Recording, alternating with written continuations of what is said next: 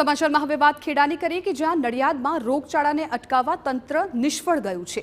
દૂષિત પાણીને કારણે ડાયરિયાના કેસમાં ચિંતાજનક વધારો થયો છે। પીવાના પાણીની પાઇપલાઇન દૂષિત પાણી ભળી જતા રોગચાળો વકર્યો।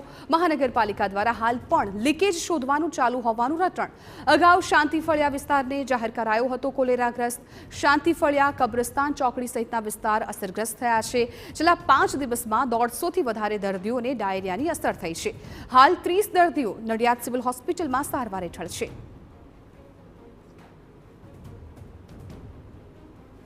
આ વિસ્તારની મુલાકાત લઈને જ્યાં જ્યાં તકલીફો છે તે દૂર કરવાનો પ્રયત્ન કર્યો છે। દરેક લીકેજ શોધવાનો પ્રયત્ન કર્યો છે।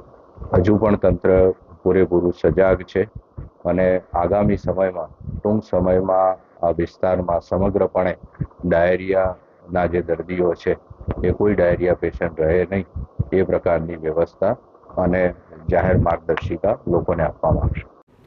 તો નડિયાદમાં ફરી રોગચાળાએ માથું ઉચકતા મનપાની કામગીરી સામે સવાલ થઈ રહ્યા છે। અગાઉ શાંતિફળિયા વિસ્તારમાં કોલેરા ફેલાયો હતો, જે બાદ પણ મનપાએ યોગ્ય કામગીરી ન કરતા હવે શાંતિફળિયા, કબ્રસ્તાન ચોકડી, ઠાકોરવાસ, ઓમનગર સોસાયટી, કનીપુરા વિસ્તારમાં ડાયરિયાની અસર થઈ છે।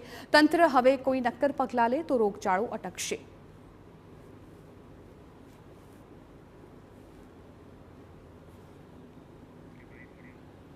નું ક્યાં મિક્સિંગ થયેલું છે એ હાલ અત્યારે શોધવાના પ્રયત્નો ચાલુ છે। એકાદ જગ્યાએ એ મિક્સિંગ જ્યાં થતું હતું એ ભાગ પણ મળ્યો છે, તો એ બંધ કરી અને ચોખ્ખું પાણી ફરીથી આવતું થાય અને બાકીના ભાગની અંદર શોધી અને આવું જો ગંદુ પાણી દોરું ભેગું થતું હોય તો એ નિકાલ કરવાના કમિશનર શ્રી દ્વારા પ્રયત્નો કરવામાં આવ્યા છે।